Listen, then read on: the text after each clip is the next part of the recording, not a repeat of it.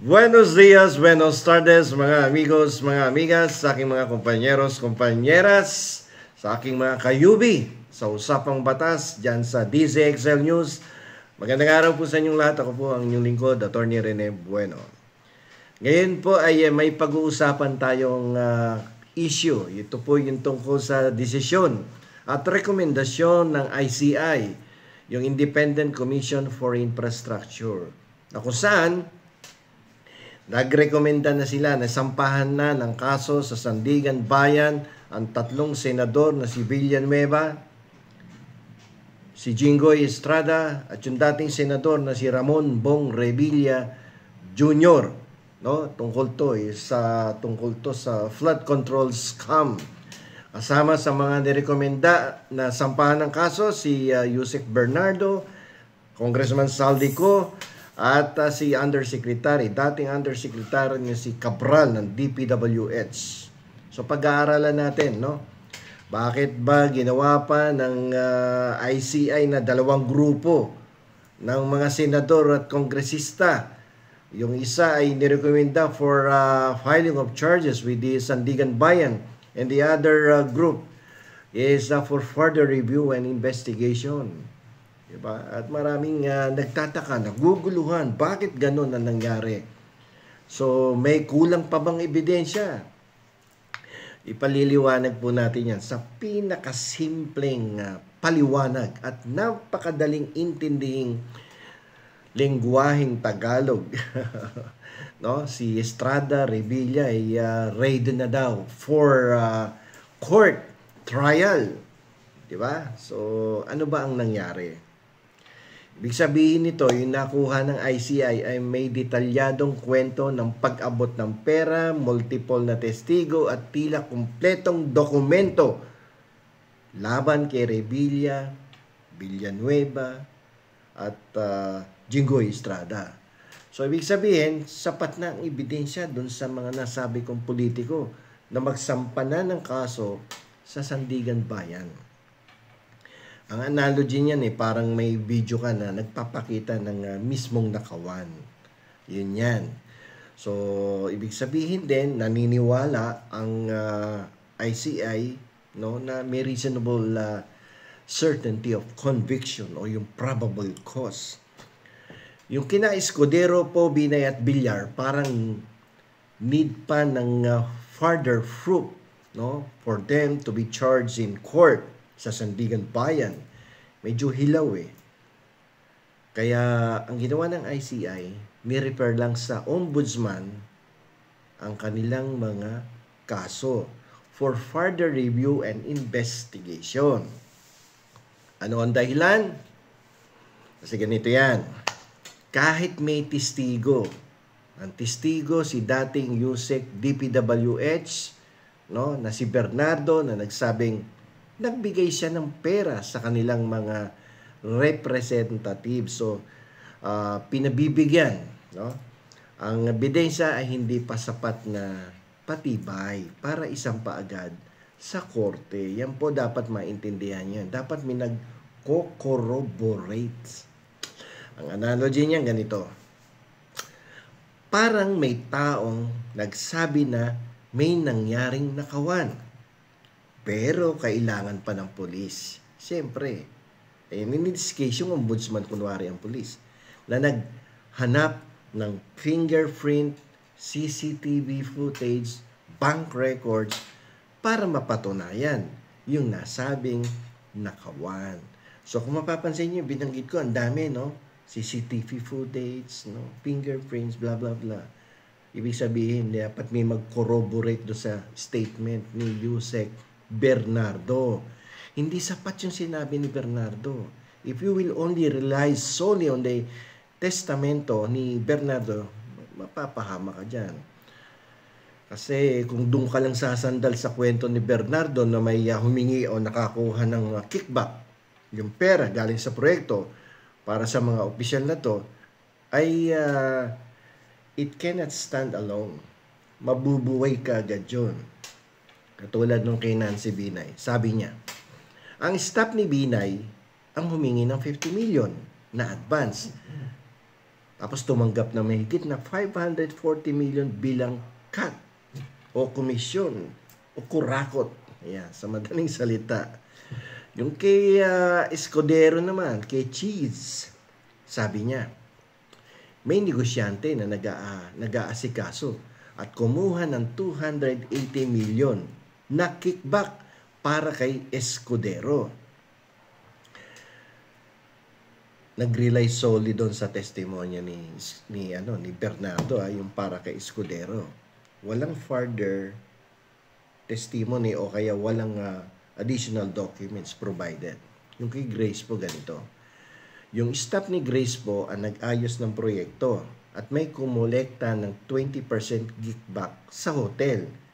No, sa isang hotel daw, kinolekta yung 20%. Pero hindi naman niya nakita si Grace po. Hindi din niya nakausap si Grace po. Wala din siyang binigay na dokumento. Di ba? Yung kay Mark Villar. Sinabing direkta siyang tumanggap. No? Through the cousin. Doon sa proyektong na ginawa, no, na inisponsoran ni Villar when he was still the secretary of DPWH, something like that yung tungkol kay Mark Villar. So kung titingnan mo yung mga buod, parang hindi kompleto eh. Kumbaga sa sinaing, hindi siya inin eh. Hindi siya masarap kainin. Baka ibalik sa'yo ng customer kung nasa restaurant business ka. Lumalabas kasi parang puro kwento ang ebidensya, no? Kwento ng isang tao, tapos may namagitan pa. No? So, pag ganyan, may namagitan, kinuwento ko, tapos may isa pa, may intermediary, may third party involved, hindi mo pwedeng kasuhan agad dyan. At mahina ang kaso mo pag sumugod ka kagad ng ganyan. Kaya ang utos ng ICI sa ombudsman, iimbestigahan ninyong mabuti ito uli. No? Maghanap pa kayo ng mga dokumento, bank records, at iba pang testigo para siguraduhin manalo tayo sa korte. Diba? So, hindi po pwedeng diretso mo na sa Sandigan Bayan, bahala na sila sa buhay nila kung paano nila makukonvict yan. Hindi ubra yun. So, pero sa kaso ni Villanueva, ni Joel, sa kaso ni Jingo Estrada, sa kaso ni Bong Revilla Jr., sa kaso ni Bernardo, sa kaso ni Yusek Cabral, Saldico, diyan may matibay na hawak ng ebidensya. Alalahanin po ninyo that we have different kinds of evidence under the rules of evidence. Hindi pa pwedeng testimonial evidence lang. You need also to corroborate that testimonial evidence by presenting another set of documents like yung mga documentary evidence. At meron din diyang mga tinatawag na circumstantial evidence. No, 'di ba? Maraming klaseng ebidensya na dapat sumuporta doon sa pinakauna o kaya primary evidence na pinipresent mo para mas matibay.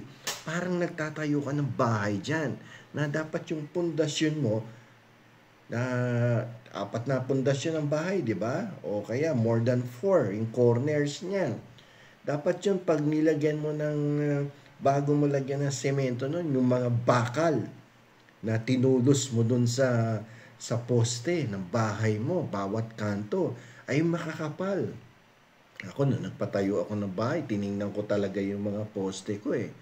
Tiningnan ko kung yan ba, ang sukat niyan eh, something like 12 yata yung pinili ko, o 12 or 14, pero nung umpisa, parang ang nilalagay ng contractor ko, mas manipis na bakal, 8 lang yata yun, no? 7 yung nilalagay. Something like that. Hindi ako engineer eh. Pero ganun lang nilalagay nila, malilit. Sabi ko, palitan nyo yan. Hindi pwede yan.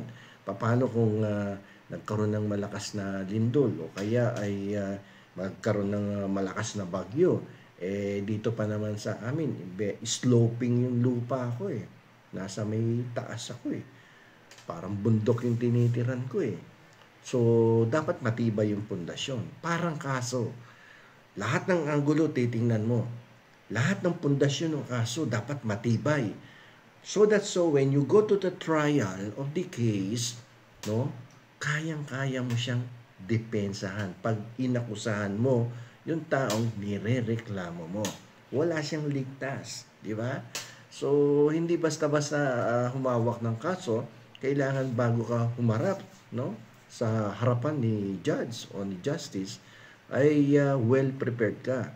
Para ka din nasa law school niyan. Do not go inside the classroom when there is a recitation, tapos ang pinababasa sa iyo ay 5 cases, binasa mo lang isa, paano yung 4? Pag doon ka tinanong sa 4, patay ka na. Di ba? Like for instance, sinabi sa iyo, okay, let us discuss about the different kinds of evidence. O tapos explain mo yan and then cite a case that would apply yung mga different kinds of evidence na yan. Object evidence, circumstantial evidence, no? Testimonial evidence. Paano kung tinanong sa'yo yung hindi mo naaral? Patay ka, baksa ka agad. Sisigawan ka pa ng professor mo pag terror yung professor mo. So in this case sa ICI, you need to be well prepared. Hindi basta susugod na parang si Andres Bonifacio, atapang na tao, pero ayun, patay agad nung sumugod. Although hindi naman sumugod si Andres Bonifacio, according to the history, yan ay pinapatay ni Emilio Aguinaldo. Diba? So dapat utak ang ginagamit dyan. So, para hindi makapagprepara ng magandang depensa ang kalaban mo sa husgado. So, hanggang dito na lamang po. Ito pong muli ang inyong lingkod, Attorney Rene Bueno. Attorney Bueno, law and beyond. Learn the law, know your right.